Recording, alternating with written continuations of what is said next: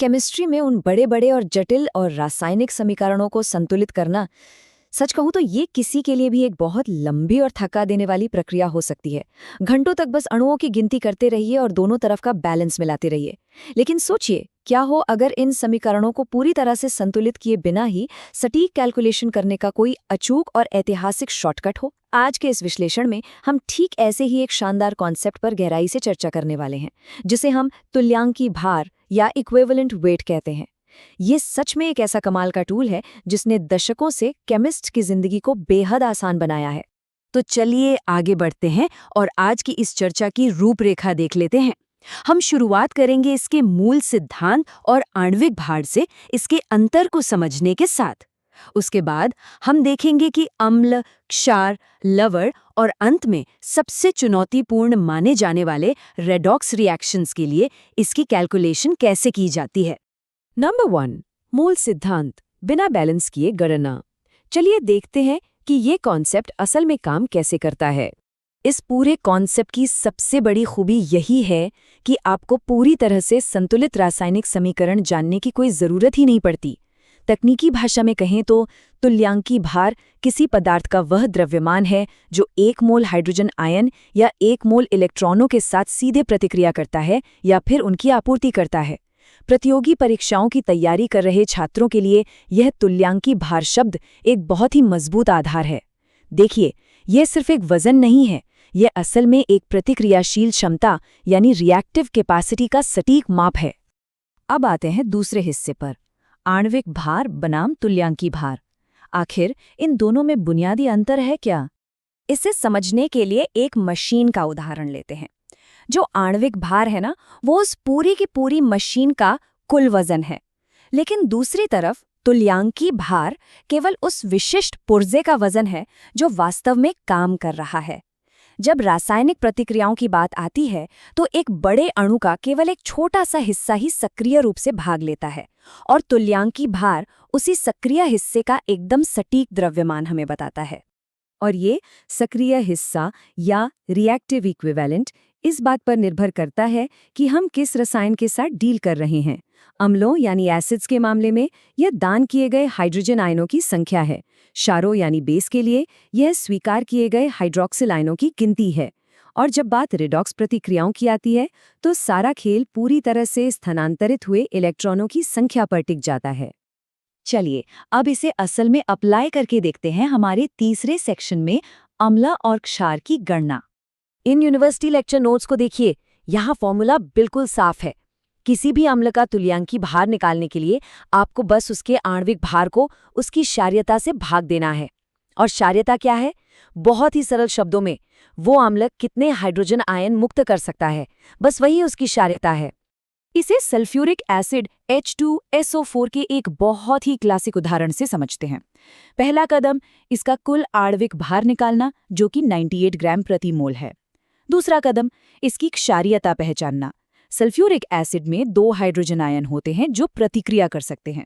और तीसरा आखिरी कदम, 98 को 2 से भाग दे दीजिए, आ गया 49। तो सल्फ्यूरिक एसिड का तुल्यांकी भार हुआ 49। देखा आपने, ये गणना वास्तव में इतनी ही आसान है। अब जरा क्षारों पर नजर डालते हैं। इनके लिए भी नियम लगभग एक जैसा ही है, बस यहाँ हम हाइड्रोक्सिल आयन गिनते हैं। सोडियम हाइड्रोक्साइड NaOH इसका एक बेहतरीन उदाहरण है। इसमें केवल एक हाइड्रोक्सिल आयन होता है, तो इसका आणविक भार जो कि 40 है, उसे 1 से भाग देने पर तुल्यांकी भार भी ठीक 40 ही आता है।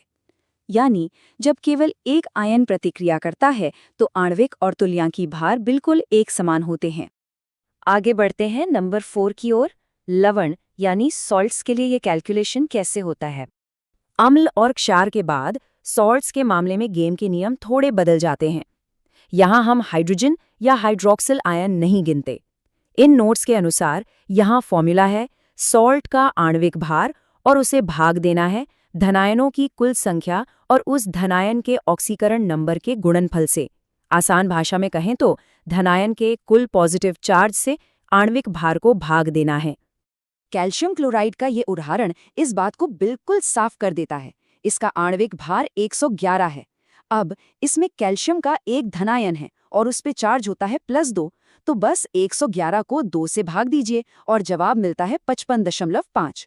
ये साबित करता है कि लवण देखने में कितना भी जटिल क्यों ना लगे, अगर आप बस कुल पॉजिटिव चार्ज का पता लगा लें तो उत्तर आपके सामने आ जाता है। और अब हमारा पांचवा और आखिरी सेक्शन, जो अक्सर सबसे ज्यादा डरावना लगता है, ऑक्सीकरण और अपचयन करने वाले एजेंट यानी रिडॉक्स एजेंट। लेकिन घबराने की बिल्कुल कोई बात नहीं है। तुल्यांकी भार का शॉर्टकट यहाँ भी अपना जादू दिखाता है। रिडॉक्स प्रतिक्रियाओं में हम परमाणुओं की गिनती को पूरी तरह से भूल जाते हैं। यहाँ हमारा पूरा फोकस सिर्फ उन इलेक्ट्रॉनों की संख्या पर होता है जो स्थानांतरित हुए हैं, मतलब कितने इलेक्ट्रॉन आए और कितने गए। तो यहाँ सबसे अहम बात यह है कि रेडॉक्स एजेंटों के लिए फॉर्मूला बहुत ही सीधा है। पदार्थ का आणविक भार लीजिए और उसे स्थानांतरित हुए इलेक्ट्रॉनों की संख्या से भाग दे दीजिए। बस इतना ही, कोई मुश्किल बैलेंसिंग नहीं, केवल इलेक्ट्रॉनों का सीधा सा हिसाब किताब। अब इस स्लाइड में जो बात है वो वाकई बेहद दिलचस्प है। कुछ पदार्थों का तुल्यांकी भार उनके आसपास के माहौल के हिसाब से बदल भी सकता है।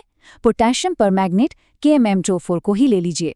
जब ये अम्लीय यानी एसिडिक माध्यम में होता है तो 5 इलेक्ट्रॉन स्थानांतरित होते हैं, जिससे इसका तुल्यांकी भार 31.61 हो जाता है। लेकिन क्षारीय यानी बेसिक माध्यम में ये केवल 3 इलेक्ट्रॉन स्थानांतरित करता है और इसका तुल्यांकी भार बदलकर 52.68 हो जाता है। इससे ये साबित होता है कि तुल्यांकी भार कोई फिक्स नंबर नहीं है, बल्कि ये परिस्थिति के अनुसार खुद को ढाल लेता है। और ये टेबल देखिए, ये बहुत ही शानदार तरीके से दर्शाती है कि इस पूरे सिद्धांत को एक साथ कैसे समेटा जा सकता है। मान लीजिए ये एक मास्टर चाबी है। अम्ल है तो हाइड्रोजन आयन से भाग दें, क्षार है तो हाइड्रोक्सिल आयन से, सॉल्ट है तो कुल धनायन चार्ज से, और अगर रिडॉक्स एजेंट है तो स्थानांतरित इलेक्ट्रॉनों की संख्या से। हर रसायन का अपना एक फिक्स विभाजक है जिसे याद रखना बेहद आसान है। तो इन सभी उदाहरणों और कैलकुलेशंस को करीब से देखने के बाद अंत में एक बहुत बड़ा सवाल हमारे सामने आता है। आज के इस मॉडर्न युग में जहां मोलैरिटी की गणनाओं का ही दबदबा है, क्या तुल्यांकी भार का ये शानदार गणितीय शॉर्टकट आज भी हमारी एडवांस लेबोरेटरीज में अपनी जगह बनाए हुए है, या फिर ये सिर्फ इतिहास के पन्नों में दर्ज एक पुरानी तकनीक बनकर रह गया है? ये यकीनन एक ऐसा सवाल है जिस पर हमें गहराई से विचार करना चाहिए। आज के इस विश्लेषण में हमारे साथ जुड़ने के लिए आपका बहुत बहुत धन्यवाद।